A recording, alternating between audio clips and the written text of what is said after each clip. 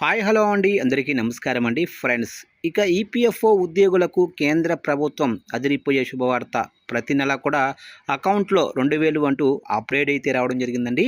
అయితే ఇందుకు సంబంధించిన పూర్తి వివరాలైతే మన వీడియోలో తెలుసుకుందామండి. వీడియో మాత్రం పూర్తి వరకు చూడండి ఫ్రెండ్స్, అప్పుడే మనకి పూర్తి సమాచారం అయితే తెలుస్తుంది. లేట్ చేయకుండా టాపిక్లోకి వెళ్ళిపోదాము. ఇక మీకు పీఎఫ్ అకౌంట్ ఉందా? అయితే కేంద్ర ప్రభుత్వం మీకు అనేక ప్రయోజనాలు అందిస్తుంది. పీఎఫ్ బ్యాలెన్స్పై వడ్డీ అందిస్తుండగా ప్రస్తుతం గత ఆర్థిక సంవత్సరానికి సంబంధించిన వడ్డీ జమ చేస్తుంది. ఈ నెల 15వ తేదీలోగా అర్హులైన ఖాతాదారులందరికీ కూడా వడ్డీని అకౌంట్లో వేయనుంది. ఇప్పటికే పలువురు ఖాతాల్లో వడ్డీ జమ అయింది. ఇక వార్షిక వడ్డీతో పాటు పీఎఫ్ ఖాతాదారులకు కేంద్ర ప్రభుత్వం 7 లక్షల లైఫ్ ఇన్సూరెన్స్ కూడా అందిస్తుంది.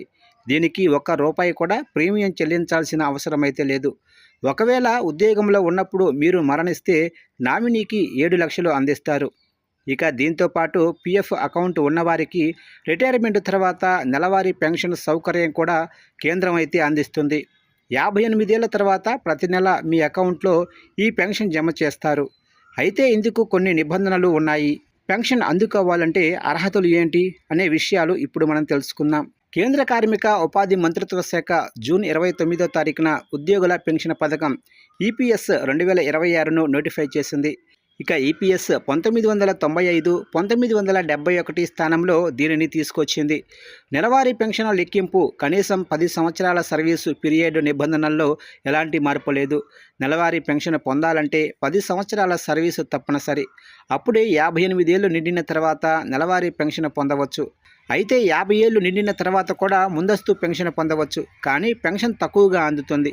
అయితే 10 ఏళ్ల సర్వీసు పూర్తి చేయని వారు నెలవారీ పెన్షన్ పొందేందుకు అర్హులు కారు. అటువంటి సందర్భంలో 2 మార్గాలు ఉన్నాయి.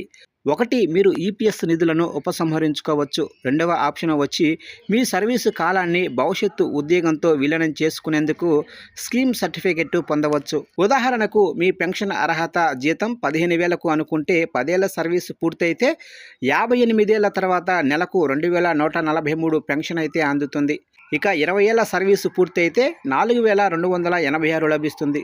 ఇక 35 సంవత్సరాల సర్వీసు చేస్తే నెలకు 7,500 పెన్షన్ అయితే పొందవచ్చు. సర్వీసు కాలం ఎంత ఎక్కువగా ఉంటే పెన్షన్ అంత ఎక్కువగా ఉంటుంది. మీకు జీవితాంతం ఈ పెన్షన్ లభిస్తుంది. మీరు చనిపోతే నామినీకి అందిస్తారు.